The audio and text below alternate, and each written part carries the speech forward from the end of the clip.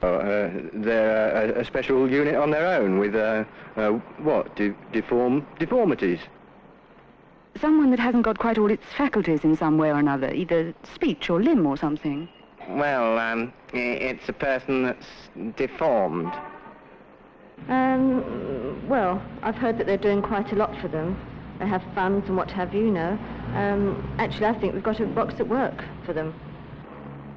It's a child that's either mentally handicapped or physically handicapped, isn't it? Spastics? Well, it's a poor old chap that's, got spastics. What are you? Maltreated, is he? There is a hospital round in Grange Road, a school. It is called Bedlesford School, Kingston. We are the only school in Surrey, only day special school in Surrey that caters for physically handicapped children. We have a capacity for 72, but at the moment there are only 70. So we have quite a variety of handicaps, such as spastics, muscular dystrophies, congenital hearts, spina bifida, hemophilia, a few old poliomyelitis, and of course they all just get on together as one unit. They're all very happy together and they help one another. They don't appear to realise that they are handicapped even. In my class, I try and make them help each other so that a child who is very handicapped will probably be sitting next to a child who's less handicapped. Some of the children who can walk will go and get the chairs for the other children. We do pottery. And they really turn out some wonderful stuff. When you think of their age and the limited feeling they have in their hands, they can't use their hands to the extent to get the pressure on it. Some of the things they make are quite interesting, great fun. It's difficult to sort of assess the advantages that they would gain from the physical treatment here, but one of the things that we aim to do is to prevent deformities. And it isn't possible to assess the value of this because one would need to see that same child so many years without receiving attention or physiotherapy, etc., and comparing it with itself having received it. Stephen is now 8 and he was apparently quite normal up to 14 months when we first realised he was just slightly under the weather for 2 or 3 days. And from then onwards, instead of being energetic and wanting to do things like he had previously, he was just floppy and couldn't be bothered to sit up even or do anything. As my wife said, went quite floppy and didn't want to do anything, seemed to want to sit in the one position, and the thing that I noticed most of all was that he held his left arm up against his chest in one position only and wouldn't move it. We were brought up to it gently. They didn't know at the beginning what was wrong. They thought he'd had some sort of brain infection caused by a virus. And as I say, they thought, first of all, that he had a paralysis, and that when he started to get some movement back, we thought we were over the first hurdle, but the paralysis had masked involuntary movement, and actually it's not his left side, but it's all 4 limbs which are affected. And as it's not progressive, it's not as frightening as it would appear to an outsider. It doesn't worry him. He knows he's a spastic if there's any mention of it on a wireless or anything like this. He sort of says, "Oh, me." But Steve went to the Centre for Spastic Children in Chelsea, and I know when I first saw them at Chelsea, I suppose I was shocked because some of them can't control their faces and their arms, and they flop about the place. And after a while, you get to know the children, and you forget about their bodies. You sort of see them, and you take it for granted that they can't sit or they can't hold this and they can't do that, and it doesn't worry you, but it must do outsiders until they get used to the children, I think.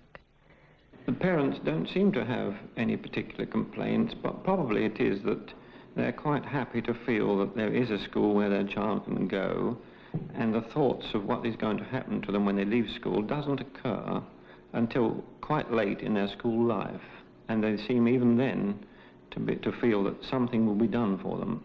I don't think that I've really looked into the future on this. It's something that you can't do because you don't know when he's finished improving. If someone told me this is as far as he'd go, well, then I'd have to start looking into the future. When they leave the school, there is not much for the spastic to go to.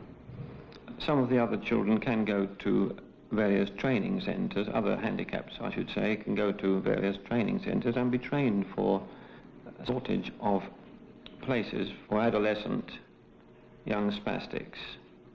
As far as I know, at the moment, there are no government-sponsored sheltered workshops for spastics. These seem to be provided by voluntary organisations like the Spastic Society. I think that the government should definitely take steps to provide more sheltered workshops. In this case here, we are fortunate in having in Kingston a Spastics work centre. I've been driving the ambulance for 4 months. I start work at 8:30. We leave the garage at 8:30. And I pick up the local ones first. I go out as far as Esher and pick up Jennifer, Julie, who lives at Oxshott, and then I go back through East Molesey and pick up some families who are very interested and concerned about them, and you never feel that they're very much alone. There's a possibility that older spastics, you might find this atmosphere of them being on their own because the parents perhaps have died and they're too old to really belong to a family anymore. But with these younger ones, the 18 and 19-year-olds, they've got brothers and sisters at home, and David, for instance, always has children in the garden when I pick him up. I find that people who haven't worked with handicapped people and don't know a lot about spastics feel that it would be rather a depressing job. They have to have such a lot done for them, and people tend to think that because they're handicapped, they're very miserable. In actual fact, it's a bit like being in one big happy family, and the fact that it is a work centre is for their benefit, and I just do a job with the rest of the staff trying to keep them at the work centre and keep them happy.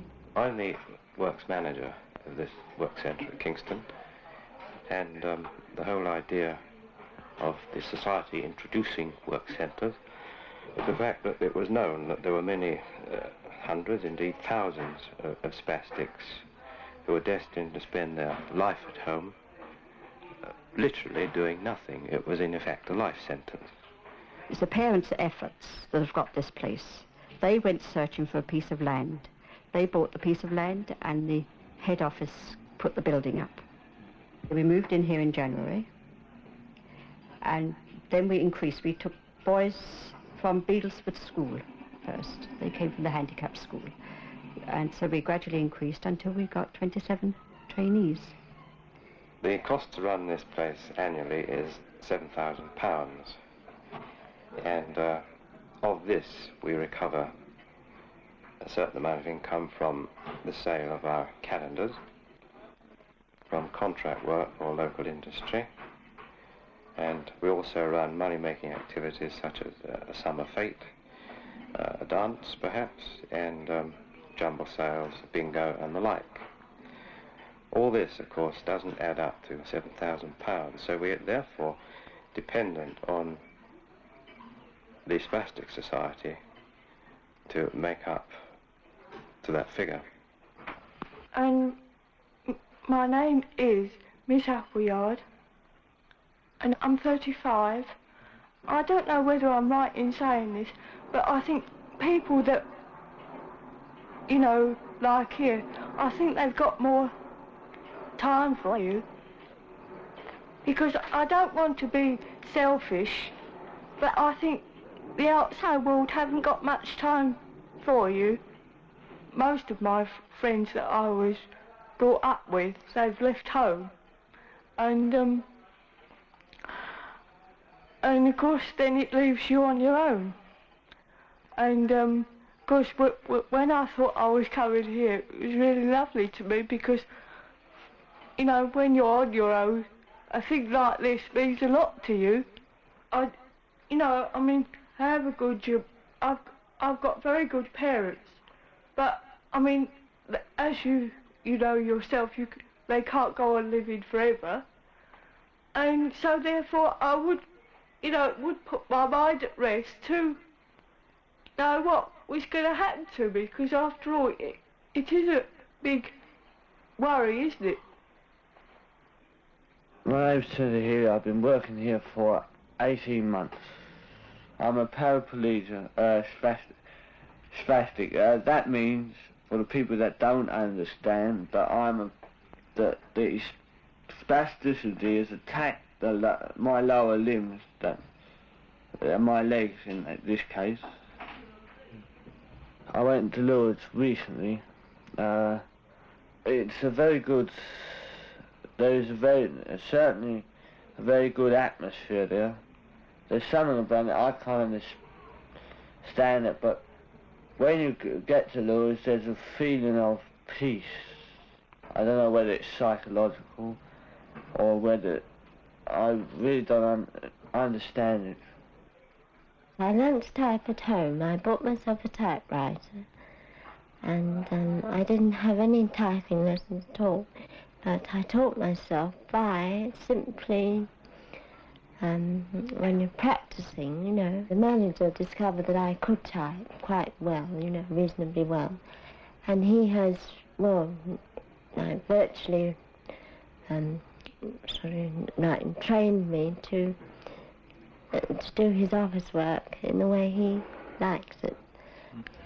Ruth has been she was one of the original ones that came when she first came. Now, when she was quite young, she used to do a paper round, which is a marvellous feat for her because, I mean, she's a bad walker. And I think she did this for some years, out in all weathers, delivering the papers. She's a very, very good worker. In fact, we have made her assistant supervisor. I know I can leave the workroom and Ruth will take charge and look after it for me.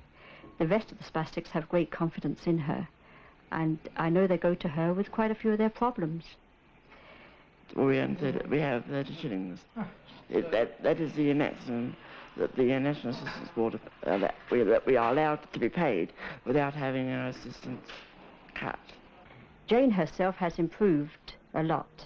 I mean, she came here full of apprehension, but now, as you see, although sometimes her confidence goes, with us, she's very confident. We'll just have a practice first. Have a practice, Jane. Come on.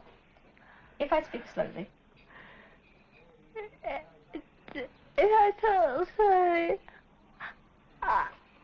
and pronounce again and end on each word, I can answer. Very well. Now, you're going to say that again. She's got the giggles now. Don't start laughing, we'll never get anything done. Come on, if I speak slowly. If I speak slowly and pronounce it again and end on each word, I can understand. David came to us straight from Beaglesford School. He left school at the age of 15 because he considered he was too old to stay. He's full of life. He's very bright and cheerful and a very good worker. I don't think he got on too good at school because he's an individualist. He didn't want to be like the others at school. He wanted to be different. If he felt like playing truant, David would play truant. Luckily here he stayed, and although he's always talking of leaving us and getting a job outside, he still arrives. I like to come to work all through the day, come home, go on my bike, fishing or anything like that, and then come back, go out somewhere. We go out, pictures, and go to rec, play football or cricket and all that jazz. He gets around. He gets, he sort of goes to places and even helps in a cafe at the weekends. He doesn't sit around at home. Because David comes from a large family, I think this is where this all comes from. Naturally, they've got romance in their mind, I think the same as anybody else. Rafe is married to a spastic. He's lucky because the person that he's married isn't too badly handicapped to cook. You see, I have more violent movements than Rafe, but he is more jerky in a different kind of way, because he can use both his hands a little, and I can only use the one hand. You see, so between us, him helping me and me helping him, in that way we've got through life quite well. Rafe used to have a business, and that was something that occupied his mind. Well, then he had to sell the business, and he really needs, his mind is so active, and his body won't obey his mind, so he's got to have something that he can do. After he had this nervous breakdown, the doctors thought that the work centre was just a thing to get him using his hands as far as possible, and also to mix with people, and get him amongst people again, you see. Spastics? Well, listen, it's a poor old chap that's, you know, got spastics. What are you? Maltreated, is he?